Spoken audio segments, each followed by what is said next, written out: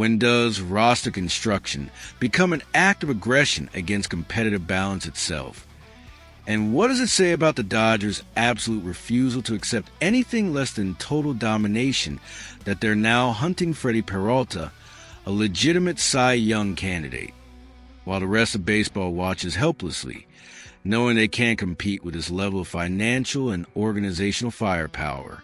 Good afternoon, Dodger Nation. It's Saturday, January 25th, 2026, and the news coming out of Los Angeles today isn't just a rumor. It's not speculation. It's a declaration of war against the concept of competitive balance itself. According to reports from Jason Burgos and corroborated by insider Hector Gomez, the Los Angeles Dodgers are pressing hard to acquire Freddy Peralta, the ace of the Milwaukee Brewers. And the conversations are being described as increasingly intense. Translation: this deal is happening. The only question is when. Let me put this in perspective for you, because the sheer audacity of what's happening in Los Angeles right now is almost incomprehensible. The Dodgers just won back-to-back World Series championships. They have the most expensive roster in baseball history. This same offseason, they already broke the bank to acquire Edwin Diaz, the best closer in the sport. Last week, they signed Kyle Tucker, the best player available on the free agent market. And now, they're hunting for Freddy Peralta, a two-time All-Star and one of the best pitchers in baseball. Any other organization would stop there. The work would be done. The roster would be complete. But Andrew Friedman and the Dodgers don't operate in the same reality as everyone else. They looked at their rotation and said, it's still not enough. They looked at their offense and said, we need more. They looked at their bullpen and said, we can do better.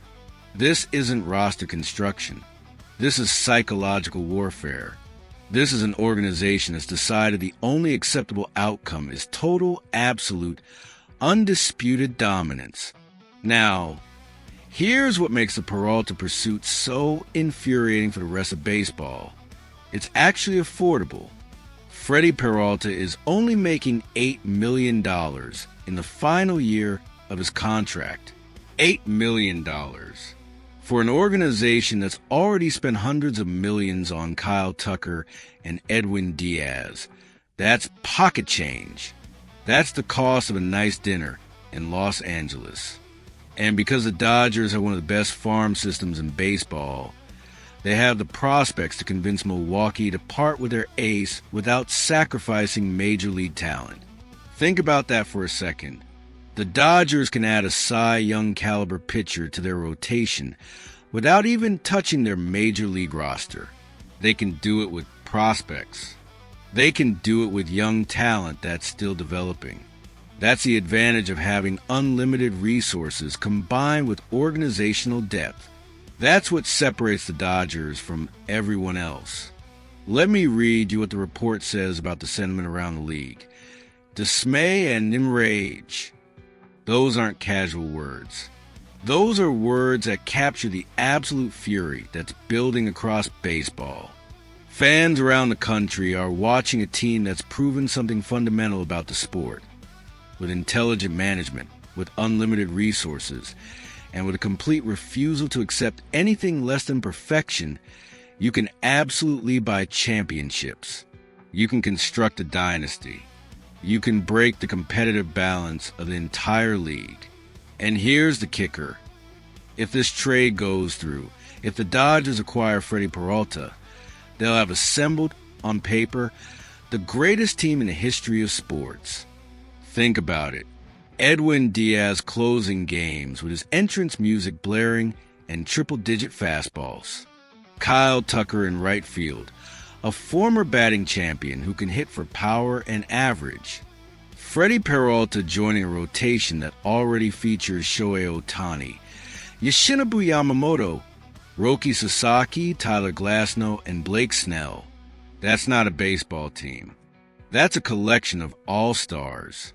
That's what happens when an organization decides that winning isn't just important. It's the only thing that matters. And let's talk about what this means to the rest of the league, because the message is absolutely clear. Second place is the new first place, because first place already has an owner, and he lives in Los Angeles. The Yankees can't compete. The Mets can't compete. The Blue Jays can't compete. The Astros can't compete. Nobody can compete with this level of financial firepower, combined with this level of organizational intelligence. The Dodgers have proven that you can, in fact, buy your way to a dynasty. They've proven that if you have enough money, if you have enough prospects, if you have enough organizational depth, you can acquire virtually any player you want. And they're not stopping. They're not satisfied. They're not taking a victory lap. They're doubling down. They're tripling down. They're going all in on a three-peat that's starting to look less like a championship goal and more like an inevitability. Now, here's what's fascinating about the Peralta pursuit specifically. Milwaukee is in a tough spot. They know Peralta is one of the best pitchers in baseball. They know he's going to command massive money on the open market after 2026, and they know they can't afford to pay him. So they have two options: hold on to him, hope they contend in 2026 and lose him for nothing in free agency, or trade him now and get a haul of young talent that can help them rebuild. And if the Dodgers are pressing hard, if they're offering a package that's attractive enough, the Brewers might be tempted to pull the trigger. But here's what really gets people fired up. The Dodgers are doing this while already being the favorites to win the World Series. They're already the team to beat. They already have the best roster in baseball. And they're still trying to add more. They're still hunting for upgrades. They're still refusing to accept that their roster is complete. That's not just confidence. That's arrogance.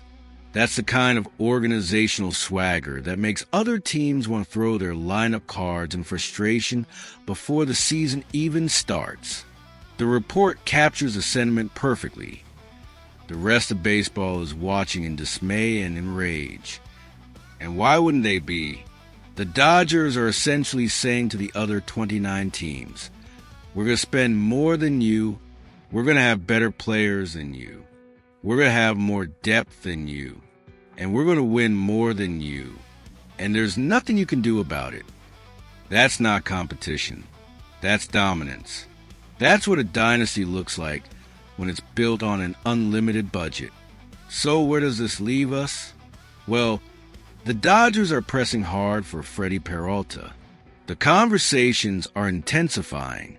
And if Hector Gomez is right, and he usually is, a trade notification could come at any moment. And when it does, when the Dodgers officially acquire one of the best pitchers in baseball, the internet is going to break. The other 39 teams are going to file formal complaints.